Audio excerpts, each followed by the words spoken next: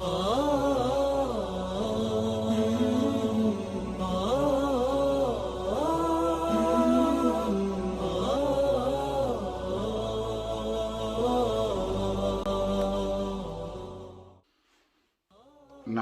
ونصلي ونسلم على رسوله الكريم اما بعد فاعوذ بالله من الشيطان الرجيم بسم الله الرحمن الرحيم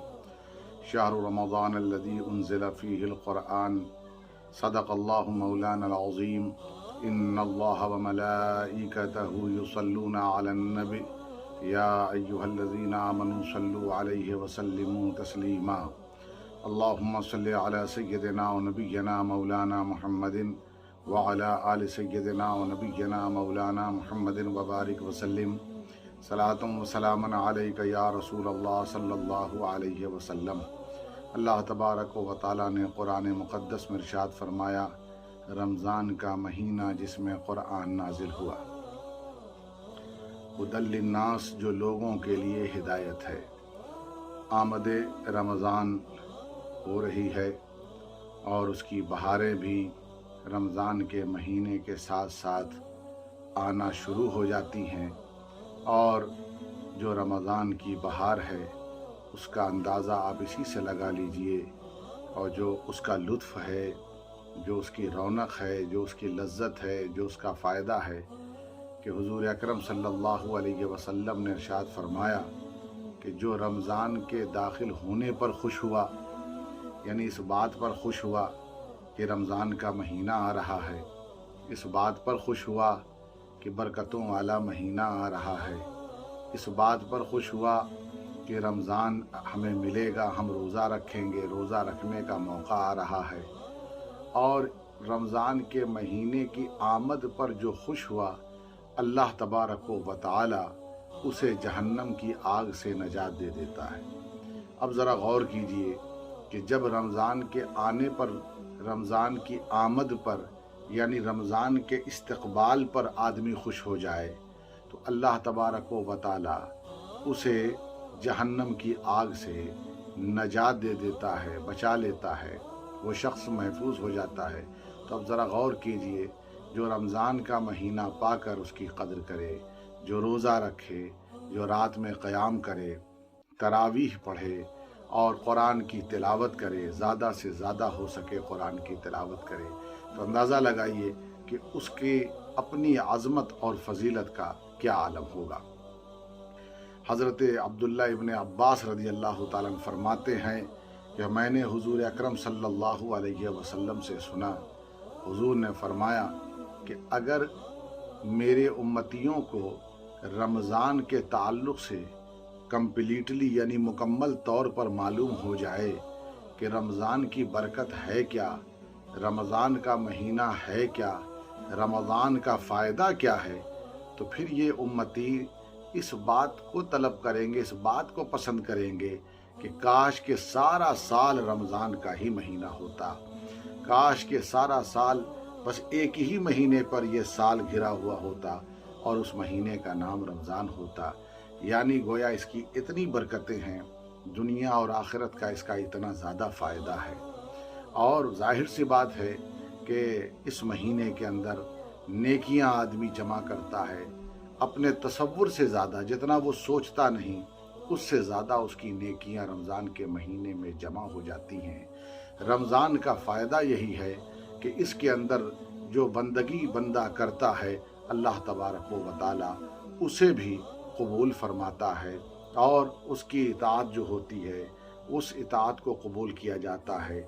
دعا کو قبول کیا جاتا ہے۔ اس ماہ مقدس میں جو بندہ دعا کرتا ہے، اللہ تبارک و تعالی اسے بھی مستجاب بناتا ہے، اسے بھی قبول فرماتا ہے۔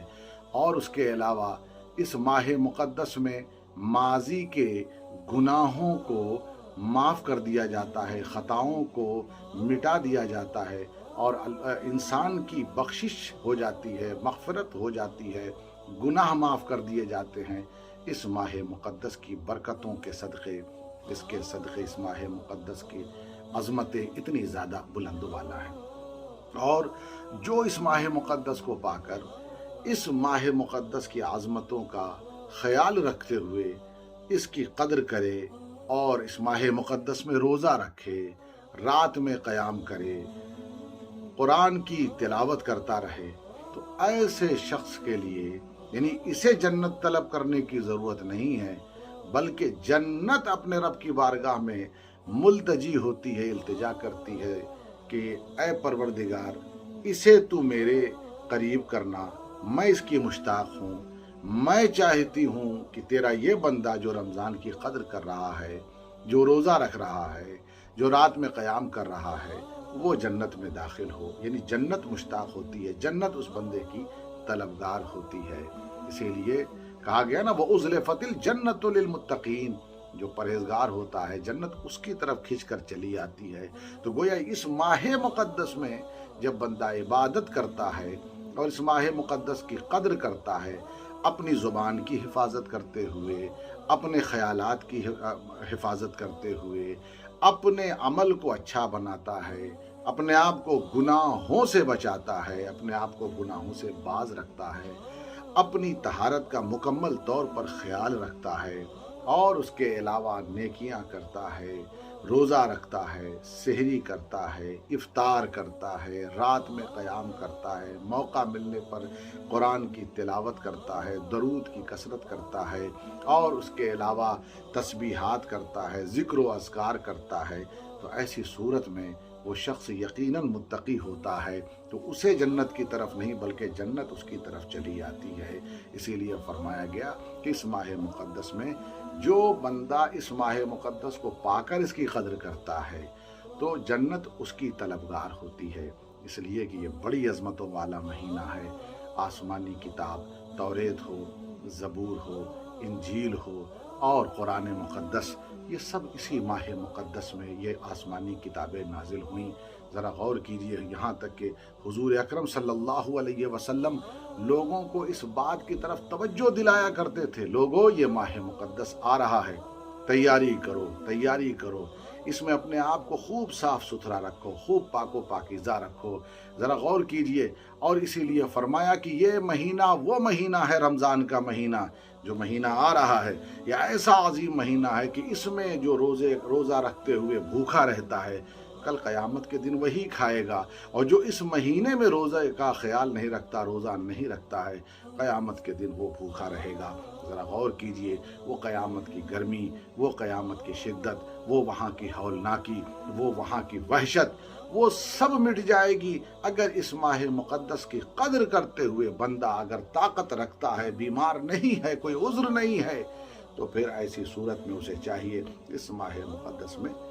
روزہ رکھے، رات میں قیام کرے، اس میں عبادتیں کرے۔ یاد رکھیے گا، اور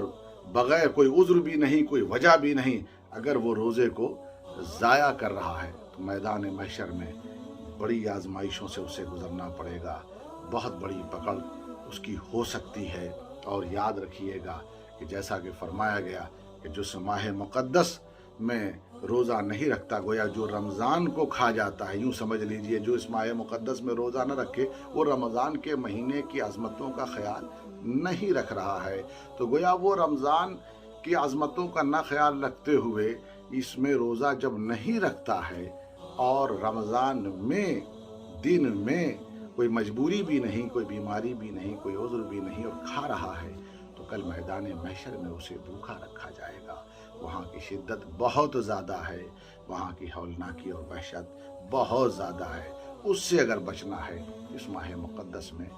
روزہ رکھے۔ اس لیے کہ رمضان کا مہینہ، یہ ماہ مقدس یہ ایسا ہے کہ اس کے اندر نور ہی نور ہے، اور نور رمضان کو حاصل کر لے بندہ تو یاد رکھیے گا جس نے نور رمضان کو حاصل کر لیا، نور قرآن کو حاصل کر لیا، اور اس ماہ مقدس میں دونوں مل جاتے ہیں۔ رات کے قیام میں جب تراویح کو ادا کرتا ہے تو قرآن کی تلاوت ہو جاتی ہے، اور اس کے علاوہ قیام ہو جاتا ہے، اور اس کے علاوہ بھی قرآن کی تلاوت کرنے کا جو لطف رمضان کے مہینے میں آتا ہے اس کو زبان سے بیان بھی نہیں کیا جا سکتا، وہ تصور سے بالا تر ہے۔ وہ ایسا لطف رمضان میں، ویسے تو قرآن کی تلاوت پورا سال کیا جائے اس کا اپنا لطف ہوتا ہے، لیکن اس لطف میں بھی اضافہ اسے ہو جاتا ہے رمضان کے مہینے میں۔